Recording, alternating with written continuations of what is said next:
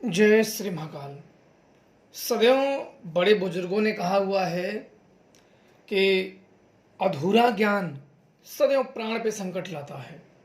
अगर आपका ज्ञान अधूरा है और आपको पूरी जानकारी नहीं है तो आप अनेक प्रकार से अपने जीवन पे संकट लाओगे और हो सकता है कि वो संकट आपके ऊपर कितना लंबा चलेगा, कब खत्म होगा, क्या उसकी अवधि है, खत्म होगा या नहीं होगा, कोई उसके बारे में ठीक ठीक जानकारी नहीं होती है। इसलिए ये तंत्र मंत्र की जो चीज़ें होती हैं, बिना उचित गुरु के मार्गदर्शन के अलावा तंत्र मंत्र नहीं करने चाहिए। ज़्यादातर आजकल के ज़माने में गुरु खोखले होते हैं। मैं अपने जीवन में बहुत लोगों से मिला, इसलिए आप लोगों को मैं इसलिए एक बता रहा हूँ कि आप लोग चलो, जो किसी को पूजा गुरु दक्षिणा जो आपने दे दिया, कोई बात नहीं।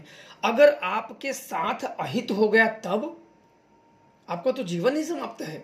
चलो, जो गया कोई बात नहीं, फिर आएगा। पर अगर उन बताए हुए मार्गों का, क्योंकि उसने खुद न किया हो, और उन बताए हुए मार्गों को आप चुन लोगे, और आपके तो अपने प्राण, वही होता है कि निर्बुद्धि वाला काम होता है कि अपने प्राण गंवाने की बाजी लगा दिया जाए, और ऐसे प्राण चले ही जाते हैं। इसलिए सदैव जानकारी रखनी चाहिए। आज मैं एक चीज़ बता रहा हूँ आप लोगों को वशीकरण के संबंधित में, कि कैसे व्यक्तियों का जीवन बर्बाद हो जाता है। जहाँ लोगों को तंत्र मंत्र के बारे में कुछ जानकारियाँ होती हैं तो कुछ भ्रांतियाँ भी होती हैं।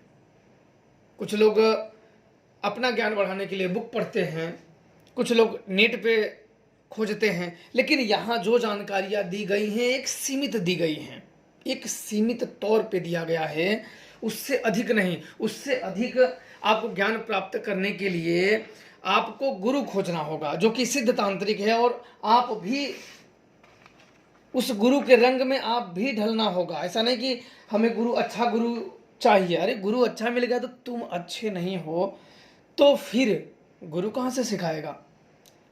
अच्छे गुरु ढूंढने से पहले हमें भी अच्छा होना होता है, अन्यथा गुरु भी मिलेंगे पर ज्ञान नहीं मिलेगा, और फिर वहीं भटकना आरंभ हो जाएगा। और साधना ऐसे उठ के तुरंत साधनाएं नहीं होती हैं। साधना के कुछ नियम होते हैं। साधना आप सबसे पहले कहीं भी आप करोगे तो आपको मंत्र और विधि का ज्ञात हो सकता है, जब संख्या भी पता लग सकता है। किंतु आप बताइए, किसी ने आप लोगों को बताया, स्थान पूजन बताया हुआ है, वस्तु पूजन बताया हुआ है, दिशा किलन बताया हुआ है, योगी पोठ बताया हुआ है, कोण दिशा बताए हुए हैं, स्थानीय देव पूजन बताया हुआ है। इसके अलावा अन्य पूजन भी होते हैं। इसके अलावा साधना में कुछ नियम होते हैं। साधना में कुछ नियम होते हैं जो साधना काल में मानने पड़ते हैं। अगर इसका पालन न किया जाए तो फिर साधनाएं सिद्ध नहीं होती हैं। आपको क्या लगता है जो कोई सिखा रहे तो ऐसे सिद्धियां नहीं प्राप्त होती हैं? आप लोग सिर्फ और सिर्फ निर्बुद्धि वाले काम करोगे और अपने जीवन को, अपने प्राण को दांव पे लगाओगे और मरने की तैयारी करोगे। अवघड़ी साधना करने के लिए प्रथम बहुत जरूरी होता है तंत्राभूषण और अस्थिमाला। इसीलिए अस्थिमाला धारण किए जाते हैं।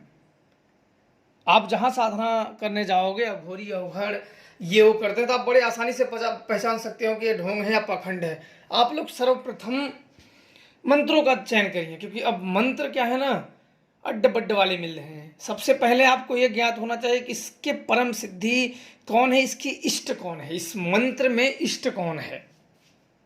क्योंकि जो इधर उधर पाखंड का प्रचार वाले वो नहीं करा पाएंगे। इसलिए मैं आप लोगों को अवघड़ी ज्ञान दे रहा हूं जो उनको भी ज्ञान नहीं होगा, लेकिन पूजा का विधान नहीं दूंगा, ताकि वो ऐसी हरकतें करें तो अपने शिष्य का भी जान गंवाएं और अपना भी जान गंवाएं। देखो, शमशान में जाने से पहले आपको सर्वप्रथम स्थानीय देवता का पूजा किया जाता है। स्थानीय देवता कौन होते हैं? कुरूपा और काम्बुल, ये वहां के शमशान के स्थानीय देवता होते हैं।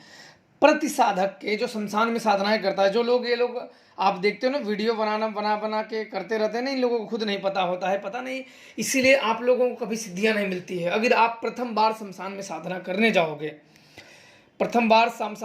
करने जाओगे, तो आपको कुरूपा और काम्बुल महाप्रेत जरूर दिखेंगे। इसके आगे ही आप करते हो कुरूपा का, काम होता है शमशान में साफ सफाई करने वाली चुड़ैल होती है। और काम्बुल महाप्रेत ये शमशान का रखवाला होता है। इन्हें ही स्थानीय देवता कहा जाता है। ये सदैव शमशान में रहते हैं। साधना से पहले इन दोनों की पूजा भोग इत्यादि दे के इन्हें प्रसन्न किया जाता है, तब जाके आप आगे की साधनाएं कर सकते हो, अन्यथा नहीं साधनाएं कर सकते हो। ये व्यक्तियों के प्राण नहीं हरते हैं, लेकिन एक बार वार्निंग देख के पिटाई करके छोड़ देते हैं, प्राण भर नहीं हरते हैं बस। अन्यथा इनकी पूजा नहीं करोगे तो अपने समझो कि मृत्यु का ही आवाहन कर लोगे। अब के लोग ना, इसलिए मैं इन सब की पूजा नहीं बता रहा हूँ कि जाओ, क्योंकि मैं अगर पूरी बता दिया तो पाखंडी लोग इसका भी पाखंड करेंगे। अपने शिष्यों को ये अपने आप को गुरु बनने के चक्कर में जाएंगे और जिस दिन ये जगा लिए ना, उसी दिन अपने मृत्यु का निमंत्रण उन सबको दे आएंगे और फिर ये कुत्तों की मौत मरेंगे। जब भी शमशान में साधनाएं करोगे, इतना ध्यान रखना कि ये पहली बार उस साधक के सम्मुख जरूर प्रकट होते हैं। ऐसा मत सोचना कि हाँ कोई हिल गया या डुल गया, ऐसा नहीं, ये प्रकट होते हैं सामने। व्यक्ति की पहली बार साधना करने के लिए वो इनके सामने दोनों आते हैं, प्रकट होते हैं। इसके बाद आप सदैव कोई भी शमशान में, दुनिया का कोई भी शमशान हो, यहाँ इन सब का निवास स्थान होता है और इसके बाद आगे की साधनाएं कर सकते हो। साधना में बड़े सारे नियम होते हैं जो मैंने बता दिए ना, इन नियमों का पालन भी करना होता है, अन्यथा आप साधनाओं में सिद्धि नहीं प्राप्त कर सकते हो। सबसे पहले वही बता दिया, स्थान पूजन, स्थान पूजन का ज्ञान होना चाहिए।